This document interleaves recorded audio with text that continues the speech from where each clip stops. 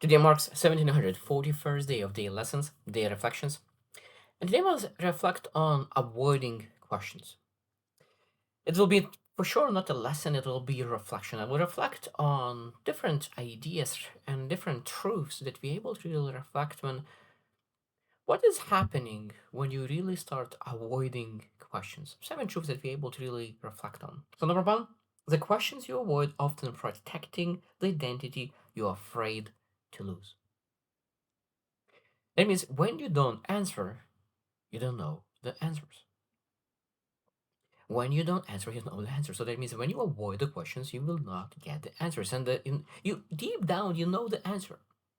Deep down, you know the answer, but you just don't want to answer.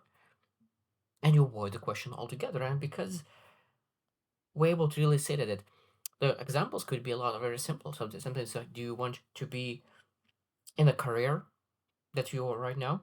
Do you enjoy a career?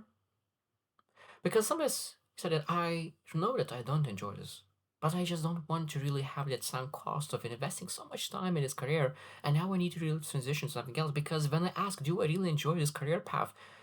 I know that I will say no. And if that answer is no, that means that I will need to change. I will need to move to the direction that I never moved before, and that will bring so much uncertainty. And that means we're protecting our old identity and we still are in the same career. And there could be anything in a business, in relationships, in friendships, that you might be investing in something that you already deep down know that it's not right. You just don't have a question. Don't answer the question. Don't avoid and dodge the question altogether. Number number two is your mind is incredibly skilled at replacing honesty with activity. It's interesting because sometimes when we really are extremely busy, we escape. And by being busy and by escaping, what we do not have enough time to journal, to reflect, to ask questions. So I think that's a lot of times the main reason that we do not know the answers is because we are too busy, too active. And sometimes if we really want to have answers, we really need to give ourselves permission to be in stillness, being in presence, to meditate on your ideas, on your thoughts, on your questions. And sometimes I know that sometimes it's very hard to ask questions yourself.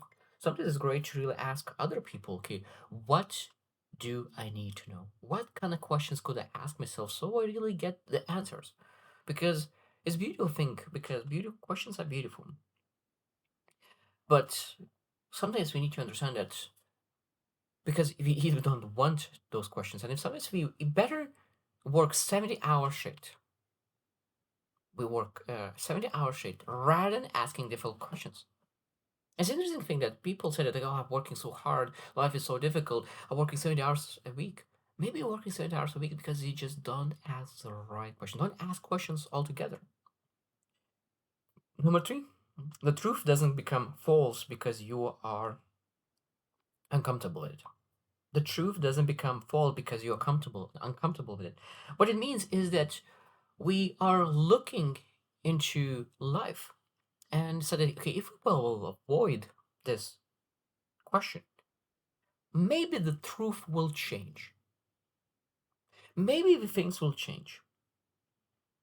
Because ignoring chest pain will not move away your heart problem. There could be a lot of examples. Pretending that refusing to admit that relationships are wrong, going to different unhealthy. Because avoiding that topic doesn't make that topic healthy. Being in a debt and not thinking about it, not questioning it, not creating a budget, not asking questions, doesn't make your finances become good. So facing it and asking those questions and being aware of it, and I think that being aware exactly where it's supposed to create groundedness, not disappointment. Number four, avoidance slowly disconnects you from yourself. Every ignored conviction weakens self-trust. So it creates self-doubt. So every single time when we avoid question, we create self-doubt and reduce self-trust. Because we ignore ourselves. You know that you're supposed to apologize, but you don't. That pride wins. You know that you exhausted, but you keep saying yes to please people. So that means that when you're really not listening to that inner questions, inner peace, inner dialogue, our our mind starts to believe that inner dialogue doesn't matter, inner questions doesn't matter, and we need to really trust ourselves and allow ourselves to ask questions necessary to move forward. Number five, every avoided question creates invisible anxiety. Your mind, your brain keeps unfinished business. So every single time when you know there's a question, but you try to ignore it, and your brain is still processing that. And the more questions you have unfinished, the more your mind unconsciously is pondering on them. And the more your mind is consciously pondering on them, the harder to make decisions, the harder it is to be effective, the harder to be to have amazing capacity. So that's why I'm getting so easily tired, because your brain is constantly is pondering of all the things that you're avoiding. Because when you really face things as they are and you are becoming grounded and there's nothing going on in your mind, just what's happening here in the moment, in the present moment. It's good. Should I leave this relationship? Should I leave this job? Should I start a business? There are so many questions that we could potentially ask, but we want to avoid them, and then that still takes so much energy out of us. Number six, life eventually asks the same question until you answer it. The controlling boss, the another one, an unhealthy relationship, another one, financial struggles, one after another. So that means that there's certain habits that we have repeating. Sometimes we say, okay, I will change a job. Maybe things will change. And you move to another job and you have exactly the same thing because you didn't change yourself. You changed the job, but you didn't change yourself. And because you didn't change yourself, you didn't face, you didn't ask the questions that you need to ask, we're experiencing exactly the same problems in a totally different company, in a totally different setting, exactly the same problem. I know I have experienced that myself, so I know exactly what it is. So being able to ask the difficult question and not avoid it and face that there are some weaknesses that needs to be addressed, that's a beautiful, allows to really start to really change, improve, and then finally have different problem that you need different things to address. Because having different problems sometimes is a good sign, because if having different problems every single time, it means that you have grew to the new level, and at a new level requires a different problem to solve. And last one, number seven, is that the deepest questions aren't asking for information. They're asking for surrender. The deepest questions aren't asking for information. They're asking for surrender. Because some answers demand action, not just understanding. And I think that is a beautiful thing when you realize that really being able to really fully surrender.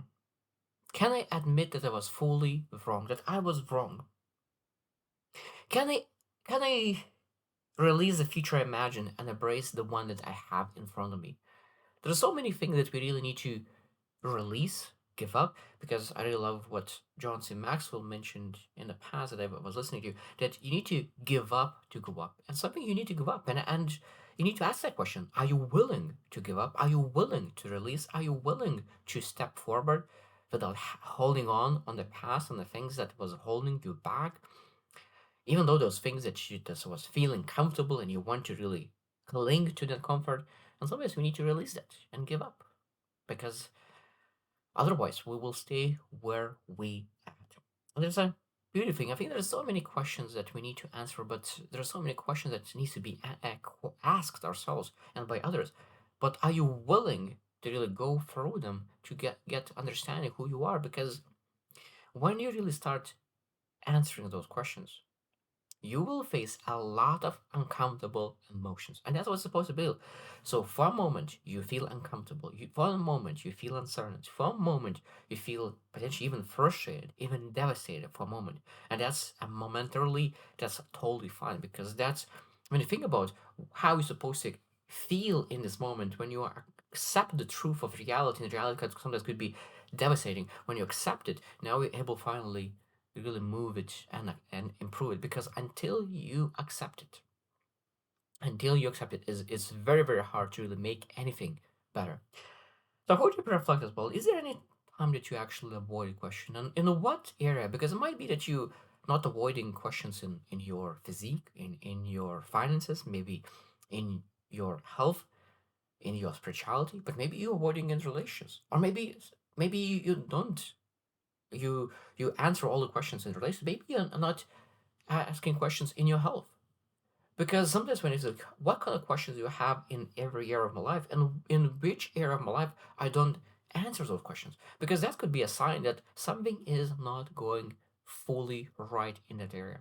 And that's where the time is I need to face myself and ask those questions that I'm avoiding and answer those questions, even though that I might hate those answers at the moment. So I hope you choose to win and see you tomorrow.